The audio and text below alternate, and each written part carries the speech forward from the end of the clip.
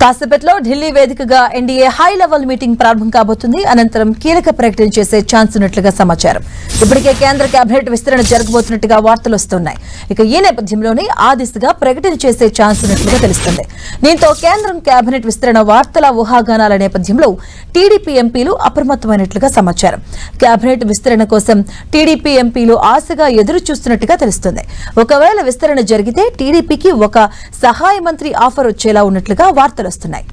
అలాగే రాయలసీమ నేతలకు కూడా ఛాన్స్ దక్కే అవకాశం ఉన్నట్లు జోరుగా చర్చ సాగుతుంది.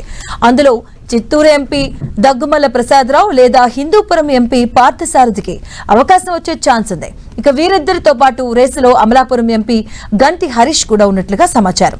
ప్రస్తుతం కేంద్ర కేబినెట్ లో కూటమి ఎంపీలు రామ్మోహన్ నాయుడు, పెమ్మసాని ఉన్నారు. జనసేన సైతం ఒక సహాయ మంత్రికి ఆఫర్ వచ్చే అవకాశం ఉన్నట్లుగా తెలుస్తుంది. అయితే మంత్రివర్గంలో చేరేందుకు జనసేన మాత్రం పెద్దగా ఆసక్తి చూపినట్లుగా సమాచారం.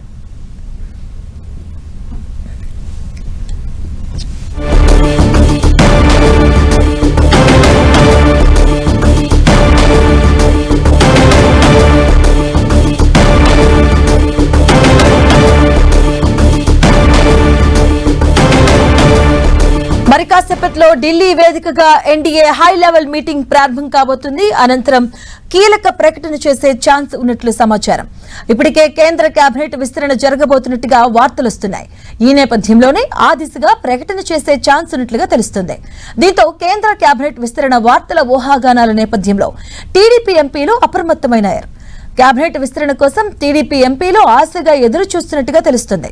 ఒకవేళ విస్తరణ జరిగితే టీడీపీకి ఒక సహాయ మంత్రి ఆఫర్ వచ్చేలా ఉన్నట్లుగా వార్తలు వస్తున్నాయి. అలాగే రాయలసీమ నేతలకు కూడా ఛాన్స్ దక్కే అవకాశం ఉన్నట్లుగా జోరుగా చర్చ సాగుతుంది. అందులో చిత్తూరు ఎంపీ దగ్గుమల్ల ప్రసాదరావు లేదా హిందూపురం ఎంపీ పార్థసారథికి అవకాశం వచ్చే ఛాన్స్ ఉంది. ఇక వీరిద్దరితో పాటు రేసులో అమలాపురం ఎంపీ గంటి హరీష్ కూడా ఉన్నారు. ఇక ప్రస్తుతం కేంద్ర కేబినెట్ లో కూటమి ఎంపీలు రామ్మోహన్ నాయుడు, పెమ్మసాని ఉన్నారు. జనసేన సైతం ఒక సహాయ మంత్రి ఆఫర్ వచ్చే అవకాశాలు ఉన్నట్లుగా తెలుస్తుంది.